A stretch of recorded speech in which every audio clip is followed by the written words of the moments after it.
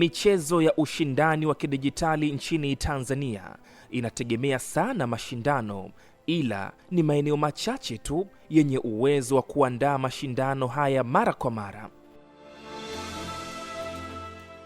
Tazama kwa ufupi kumbi za michezo zinazounda tasnia ya michezo ya ushindani wa kidijitali nchini Tanzania. Hii ni Beyond the Narrative.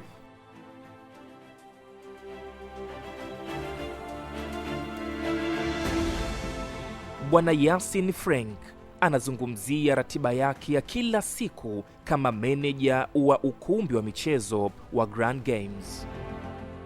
Ratiba yangu kwa kawaida inaanzaga saa 6 mpaka saa 3 usiku, ambapo nikishafika kazini, swala la kwanza kabisa ni walk around the shop, kuangalia kama kuna chochote ambacho ninataka kipick up. Let's say kama kuna matatizo labda ya kiufundi kwenye hardware zangu, au labda kuna tatizo labda kwenye software pia. Kwa hiyo ndio kitu cha kwanza ambacho huwa nafanya, and then baada ya hapo naanza kucheck kwenye social medias kama kuna any messages au calls. Ni kazi ya staff, lakini pia as a manager you need to make sure you follow up. Kwa lazima ni follow up huko kwenye social medias, the comments, the messages, the missed calls, everything. Baada ya hapo then normal preparation ya siku inaanza na kuendelea kama kawaida, kupost Instagrams, make sure. And then baada ya hapo karibisha wateja na wageni, kuangalia plani nzima ya wiki na kuaje, events ngapi ndani ya mwezi, and then inaenda hivyo mpaka baada ya saa 3 na kuwa na sign off. Anazungumzia kundi kuu la wateja wanaoingia kupitia milango ya Grand Games. Mtoto ambaye anajielewa nini anafanya, that means kuanzia miaka 5 mpaka na kuendelea, kwa sababu kuna baadhi ya wazee tunawaona wanapenda games kwenye social medias, tunawaona platform mbalimbali, wazee wapo, watu wazima wapo. Kwa hiyo wateja wangu sina age limit. Gaming ni starehe, kuenjoy. Sasa wale professional players mara nyingi wao wapo kwenye kucompete sana. Kwa hiyo anapokuja sehemu kama hii, yeye kwake inakuwa so kuenjoy, kwake inakuwa ni kushindana. That's why Grand Games sasa hapo inapokuwa inaingia kati na kufanya tournaments, ili pia nao au competitors nao pia wapate sehemu ya kushow up. Zaidi ya hayo, anazungumzia dhana potofu za zamani za kijamii ambazo kumbi za michezo ya kidijitali bado zinakabiliana nazo hadi sasa. Kwangu mimi kama gamer wa muda mrefu, naweza nikasema michezo sio sehemu ya uhuni, bali michezo ni sehemu ya kubadilisha mtu muhuni kuja kwenye tabia njema. Kwa sababu tuchukulie mfano kijana labda hana cha kufanya, let's say anakaa tu mtaani, huyo akili yake kutekwa na vitu vibaya, kuingia kwenye madawa ya kulevya, labda kujihusisha na tabia mbaya, it's very easy. Lakini kwetu sisi gamers is more protecting, kwa sababu muda mwingi tunakuwa behind the screen. Kwa hiyo tuna isolate na all the social negative things, kama hizo kuvuta madawa ya kulevya labda, au matumizi ya bangi, au vijiwe makundi. Kwa hiyo wazazi hiyo fikra ambayo wanayo kwamba michezo especially gaming ni sehemu ya vijana wanaenda kujifunza uhuni, hiyo dhana ambayo ni potofu, hiyo ni sio ya ukweli, kwa sababu gaming sio uhuni. Kwa sababu gaming inaweza kutumika kama ajira pia. Just imagine mtu ambaye anaongoza kwa kulipwa sasa hivi duniani kwenye esport ni mtoto tu mdogo na miaka 20. Anders Vejaga ana utajiri wa dola milioni 1. Sasa na sio huyo tu peke yake, hata hapa Tanzania pia nao tunawajua gamers wengi ambao kupitia hii gaming industry inawaingizia hela nyingi sana na inawasaidia kukidhi mahitaji yao ya kila siku.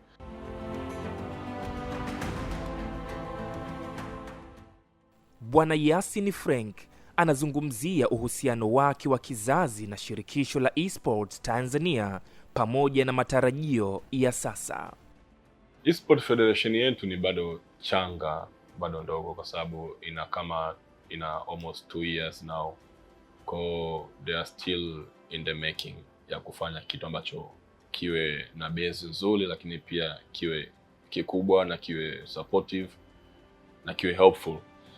Kwa hiyo kitu ambacho mimi nategemea kutoka kwao, especially kama federation yetu, ni kwamba waweze kuweka policies nzuri, sio tu kwa Dar es Salaam, kwa sababu gaming Dar es Salaam ndio inaongoza kwa Tanzania. Kwa hiyo nachotegemea kutoka kwao, policy iwe tu sio kwa Dar es Salaam, iwe kwa nchi nzima, kwa vijana wote, watoto wote waje na very good strategies za jinsi gani ya kuweza kupushi industry mbele. Lakini pia ningependa pia pate kuonana nao ili tupate kushauriana nao jinsi gani ya kwenda kupush industry mbele, na wao kama federation wanaweza tukawatumia na wakatumia hiyo status yao kuweza kushawishi makampuni mbalimbali makubwa na kwa madogo, pia watu binafsi mbalimbali, kama ambavyo nchi zilizoendelea federation zao wanavyofanya.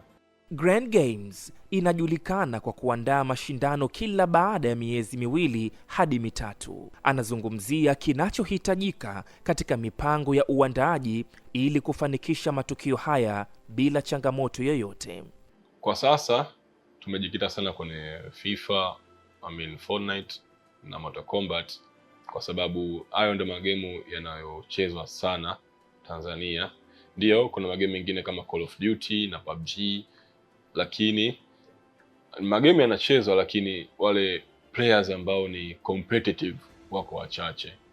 Tournament inahitaji budget, prize pool itakuwaje, washiriki wako wanatokea wapi, kwa lazima na uangalie mifuko yao, uangalie entrance fee, uangalie budget utakayotumia kwenye promotion. Hiyo nao ni kitu kikubwa sana, kwa sababu ndio utasema tournament, lakini inabidi uipush kwenye social media. Sasa unapush vipi? Lazima utengeneze posters, lazima ulipie ads, lazima ulipie influencers waje wa hype up hiyo tournament kama ambavyo tunafanya. Kwenye budget ina vitu vingi sana ili tournament ipate kukamilika, ina vitu vingi. Kitu ambacho sometimes nakiona kwa sio sisi tu Grand Games, hata kwa watu wengine wanaofanya tournaments, ni kwamba wanashindwa kufind a balance kati ya wateja wao, prize pool na viingilio.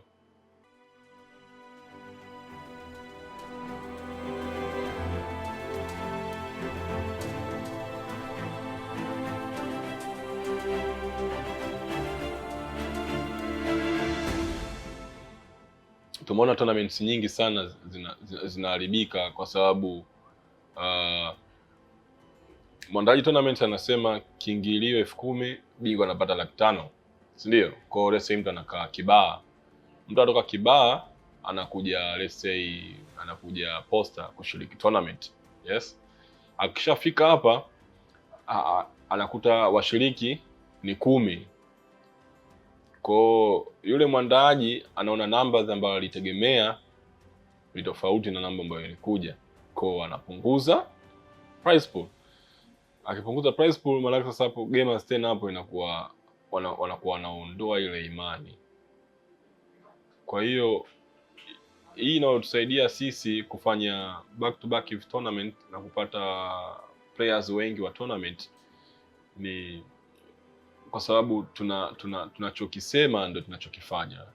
Na pia tournaments nyingi zinakufa kwa sababu ya watu wanaweka maslahi binafsi. Customer anapata na wewe mwenye duka unapata, lakini hakikisha yani wale wanaokuja kushiriki ndio wanaopata zaidi na ndio wanaoenjoy zaidi. Zaidi ya kushinda tu zawadi ya mashindano ya mara moja kila baada ya miezi michache, anazungumzia njia halisi iliyopo leo kwa mchezaji wa Kitanzania kutengeneza kipato endelevu na cha faida kupitia michezo ya kidijitali. Kuna watu ambao kabisa yani wanalipwa pesa ndefu kwelikweli kuzidi hata hizi za tournament, wanalipwa kwa sababu wanafanya streaming. Sasa streaming yenyewe nayo ina ugumu wake, kwa sababu hauwezi tu leo ukaenda na viewers 1000. No, inahitaji consistency. Kuna siku utaenda hata mwezi mzima na viewers 5, usichoke, unaenda. Lakini pia ili kufanya gaming iwe ni kitu ambacho kinakujingizia hela, lazima pia uwe na budget. Ujue kwamba unataka kwanza ni stream game gani. Hicho ndio kitu muhimu. Huwezi tu kukurupuka kwenda kwenye game ambalo halina audience. Lakini pia uwe na uelewa hilo game. Yaani haimaanishi kwamba uwe ni fundi sana, no, kwa sababu kuna watu tunajua na stream games lakini they are very poor, lakini watu wanapenda hype. Lakini pia uwe na creativity, uwe mbunifu, manake uwe unajua jinsi gani ya kucheza na audience. Upo kwenye screen watu wanakuangalia, lakini uwe unajua jinsi ya kuattract audience wako. Pia bajeti yako ilenge kwenye vifaa ambavyo kidogo ni hodari, kama hizo monitors. Kama utatumia PC fine, utumie PC zenye uwezo. Lakini pia na hata swala zuri ambao ni internet, kwa sababu utakuwa na stream, unahitaji internet. Kwa kidogo internet yako iwe yenye kasi. Kwa ukishaweka budget ya vitu kama hivyo, alafu sasa baadaye ndo nakuja sasa kwenye kujua sasa audience wako ni wapi, yani tunaowalenga wewe, watu wazima, watoto, ili upate kuset hizo standards sasa, kama lugha na vitu vingine. Kwa swala la kufanya games iwe ni kitu ambacho kinachokulipa kila siku linawezekana, kwa sababu ndio vitu ambavyo dunia wenzetu huko walioendelea wanafanya. Lakini pia hata nahisi na imani hata bei za mtandao kidogo nazo inabidi ziwe supportive zaidi ya sasa, kwa sababu sasa hivi yes zipo supportive. Kama hivyo tunaona na routers na wifi sasa hivi yamejaa, lakini bado still inabidi iwe more cheaper, kwa sababu ya watu wana stream. Mtu anabidi stream continuously, yani kwa sasa kama anahitaji ku stream continuously mwaka mzima kama kazi yake, lazima kidogo aweze kuafford hizo bei za vifurushi. Kwa hiyo inawezekana game akafanya game kwa kitu kinachomwingizia hela kila siku kwa kupitia stream.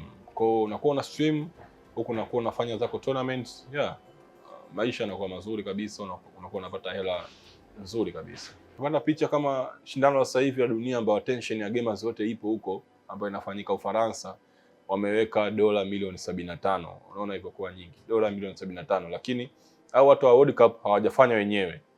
Kuna mashirika mengi sana makubwa ya ndege, ya mafuta, wanasaidia, wanapush industry za wenzetu huko.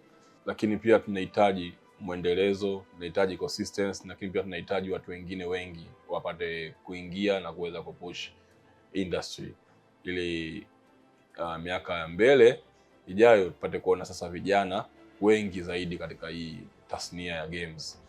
Kwa mashirika binafsi ya serikali pia nao wapate kuona ili wapate kuweza kusupport vijana. Hiyo kusupport vijana maana kuna support taifa. Kwa kuna njia nyingine huko pia nayo ya kusupport taifa, ambao ni kurahisisha miundombinu ya gamers. Mkaanzisha e-sport zenu au klabu zenu Sombaya, au unaweza ukaingia direct kwenye prize pool. Bwana, mimi na support prize pool kwenye tournament ijayo ya Grand Games. Nenda labda mkasupport labda vinywaji, mkasupport labda usafiri. Kuna njia nyingi sana.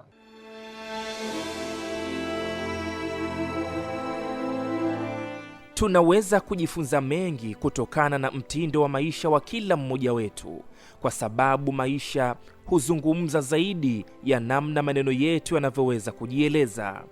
Zaidi ya mazungumzo, maisha yetu yanaweza kuamsha mtazamo mpya kwa wengine, na hivyo ni juu yetu kwenda beyond the narrative. Hii ni Beyond the Narrative.